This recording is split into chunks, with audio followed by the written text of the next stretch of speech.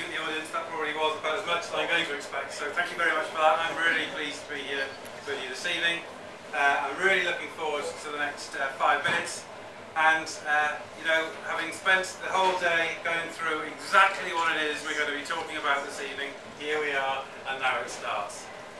I just reflect back to Christmas time, and when you've been together an awfully long time, it's very difficult to keep things fresh. So when we're going through the Christmas presents, just gone through the 4th pair of Calvin Klein pants, my wife thinks that if I'm going to have a builder's bottom, I may as well have some decent pants to show with it. We get to the pièce de résistance. It is the prize Christmas present.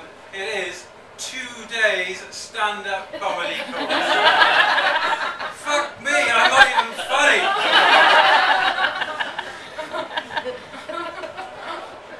Here we are. And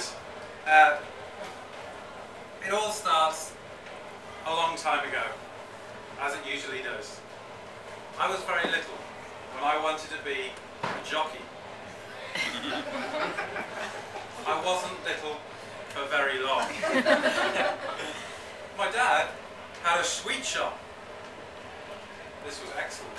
I grew up on out-of-date chocolate. At Easter time, we had countless numbers of broken Easter eggs to eat. I just thought that was the norm.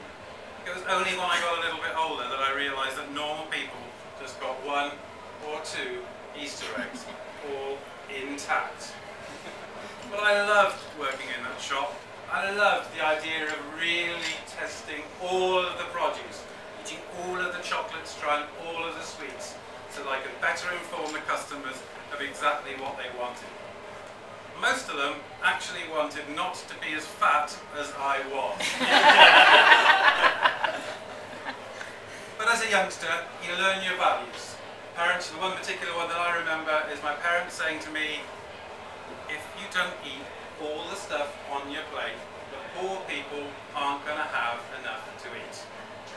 Now, I was tempted to think, go ahead, give the poor people the stuff. However, I enjoyed my food too much. I could see the light. Even now, when we're out in restaurants, I just can't help myself just to finish off that, or just to finish off the other. I'm not some sort of madman, you understand. I don't just go randomly round to other people's plates. And but if it's family or close by, it's within reach. I've got my eye on the onion rings just over there later on. I'm worried they haven't yet been eaten. So, and of course, children and values, and trying to extol these to the children, particularly when we're competing these days with EastEnders, Towie, Katie Price, and all the other tosh that comes up on the TV. I'll give you an example. I've got 3 children. Gemma, nearly 18, Reese, nearly 16, Beck, 14, going on 19. One evening, she summons me in. This is Beck, the youngest. She summons me into her bedroom. She has some concerns. She thinks I'm having an affair. This is based on the fact that A, I'm in financial services, B, I've been using Facebook, and I have some random friends on Facebook.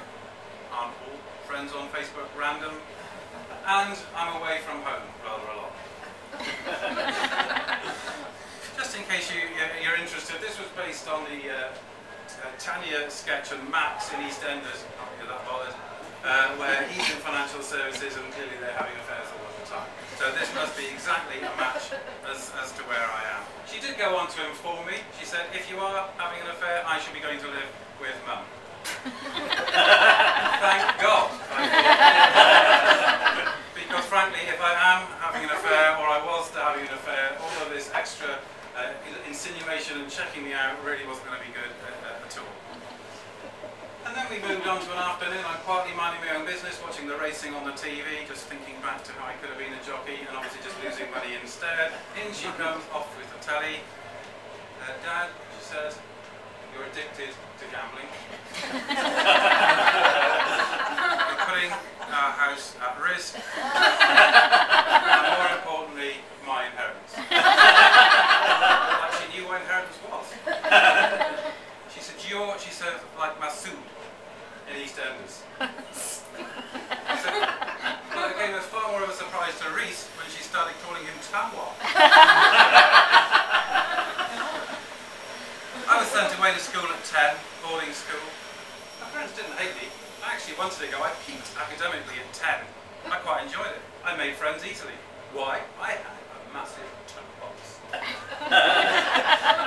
Having left the sweet shop, I was able at the beginning of each term and half term to bring masses of sweets back, and I had loads of friends just for those 2 weeks of term until all the food had gone, and then they materialised back to their other friends and other hangers-on that they could find at the time.